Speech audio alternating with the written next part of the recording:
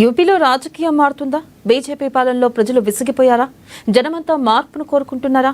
ఈ బుల్డోజర్ సర్కార్తో వేగలేమంటూ కాంగ్రెస్ వైపు చూస్తున్నారా? రాహుల్ గాంధీని భవిష్యత్ ఆశాకిరణంగా భావిస్తున్నారా? రాహుల్ అఖిలేష్ జోడీ వచ్చే ఎన్నికల్లో యూపీలో క్వీన్ స్విప్ చేయబోతుందా? కాంగ్రెస్ సభలకు వస్తున్న జన సునామీయే అందుకు నిదర్శనమా? Watch the story.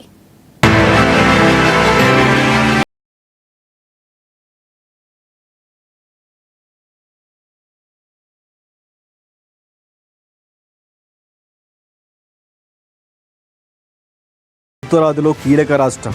A party అయినా దేశంలో అధికారంలోకి రావాలంటే ఈ రాష్ట్రానదే కీరోల్. యూపీ ఎటువైపు మొగ్గు చూపిస్తే దేశవ్యాప్తంగా అదే మూడు కనిపిస్తుందన్న నానుడి కూడా ఉంది. ఎందుకంటే యూపీలో 80 పార్లమెంటు స్థానాలు ఉన్నాయి. అలాంటి యూపీ ఒకప్పుడు కాంగ్రెస్కు కంచుకోట.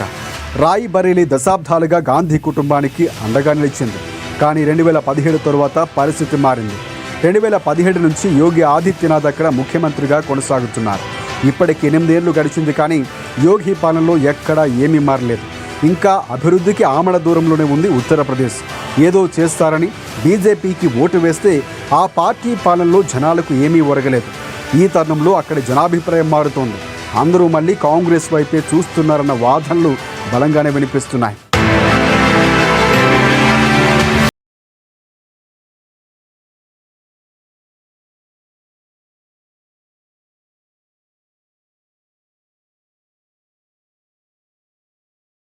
బీసీ మైనార్టీ ప్రజలు ఉన్నారు.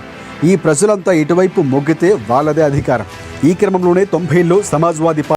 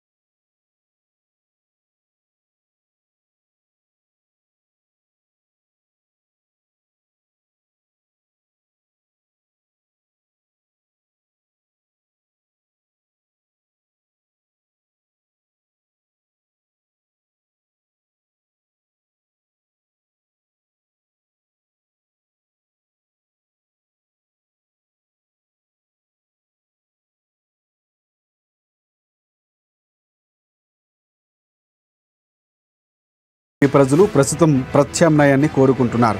బీజేపీ వద్దు, కాంగ్రెస్ ముద్దు అని నినదిస్తున్నారు. యోగి బుల్డోజర్ పాలనతో జనం విసిగిపోయినట్లుగా స్పష్టంగా కనిపిస్తోంది. అందుకే హస్తం పార్టీ వైపు జనం మొగ్గు చూపుతున్నట్లు తెలుస్తోంది. ఎందుకంటే సర్వేల్లో బీజేపీకి వెనక్కు నెట్టి కాంగ్రెస్ పార్టీ దూసుకువచ్చింది. అక్కడ బీజేపీకి సరైన ప్రత్యామ్నాయం కాంగ్రెస్ అని కూడా జనం భావిస్తున్నారు.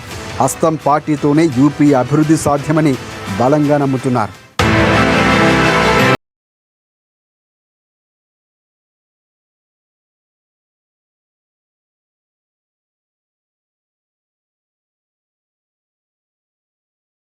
అతి విశ్వాసానికి పోయి ఎక్కువ ఊహించుకుంది. కానీ దానికి యూపీ ప్రజలు సరైన గుణపాఠమే చెప్పారు. ఓ దశలో 80 పార్లమెంటు సీట్లకు గాను 70కి దాటి సీట్లు గెలిచిన బీజేపీ ఇటీవల పార్లమెంట్ ఎన్నికల్లో దారుణంగా సీట్లను కోల్పోయింది. రామమందిర నిర్మాణం కలిసి వస్తుందన్న మేకపోతు గాంభీర్యం ప్రదర్శిస్తే అది బీజేపీకి బూమరాంగ్ అయింది. కమలం పార్టీ ఎంపీ ఎన్నికల్లో అట్టర్ ఫ్లాప్ అయింది. అక్కడ అనూహ్యంగా సమాజ్వాదీ పార్టీ పెద్ద మొత్తంగా సీట్లను గెలుచుకుంది. కాంగ్రెస్ ఓటు బ్యాంకు బలపడింది. ఈ తరుణంలో సమాజ్వాదీ పార్టీ, కాంగ్రెస్ పార్టీ అక్కడ ప్రజలు నాడిని గుర్తించారు. రెండు పార్టీలు దోస్తీతో ముందుకు సాగుతున్నాయి. రాహుల్ గాంధీ, అఖిలేష్ యాదవ్ కలిసి నడుస్తున్నారు. 2027 ఎన్నికలే టార్గెట్గా ముందుకు సాగుతున్నారు.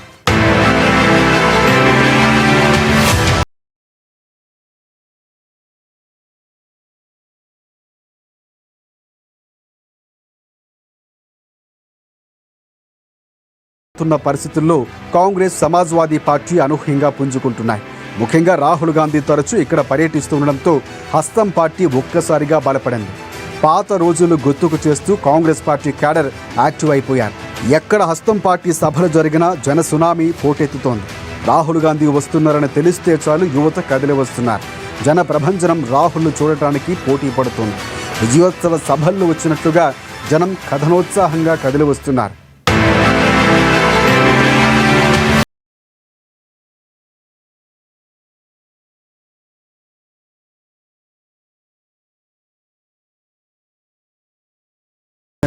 ఒకరు ఉప్పెన, మరొకరు గర్జనన్నట్లుగా ఉంటారు ఇద్దరు నాయకులు.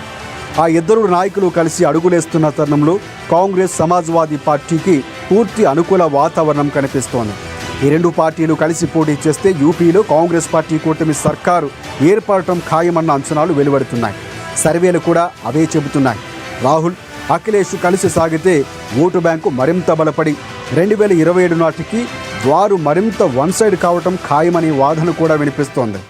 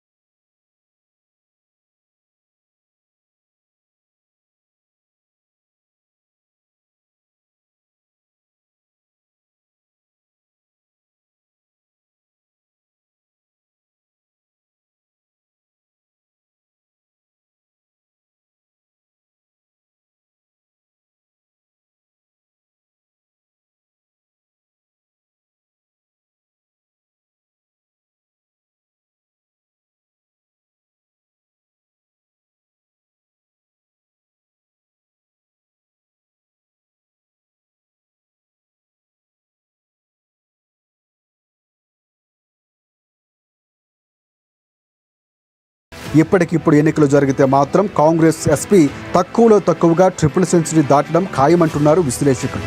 ఆ స్థాయిలో వాతావరణం హస్తం కూటమికి అనుకూలంగా ఉంది. వారు వన్ సైడ్ అయితే బీజేపీ 50లోపు సీట్లకు పరిమితమైన ఆశ్చర్యపోవలసిన అవసరం లేదట. ఆ స్థాయిలో యోగి సర్కారు బ్యాడ్ నేమ్ తెచ్చుకుంది అక్కడ.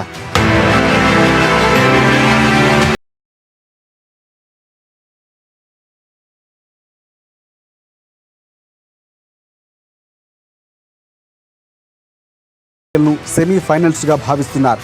ఇక్కడ కాంగ్రెస్ ఎస్పీ అధికారంలోకి వస్తే సెంట్రల్లో హస్తం పార్టీకి అవకాశం రావటం పక్కా. అందుకే యూపీలో సత్తా చాటి జాతీయ రాజకీయాల్లోనూ వారు వన్ సైడ్ చేయాలని హస్తం పార్టీ కృతనిశ్చయంతో ఉంది. మరి రాహుల్ గాంధీ, అఖిలేష్ యాదవ్ ప్లానింగ్, విజన్ ఏ స్థాయిలో వర్కౌట్ అవుతాయో చూడాలి. మరి ఇక ఈ కాంబినేషన్ హిట్ కావడం పక్కా అయినా ఏ స్థాయిలో రికార్డులను బీట్ చేస్తుందన్న చర్చ అయితే మాత్రం జోరుగా సాగుతోంది. ఖచ్చితంగా ఫ్యూచర్ పాలిటిక్స్ను శాసించేలా ఈ జోడీ సత్తా చాటడం ఖాయమంటున్నారు విశ్లేషకులు.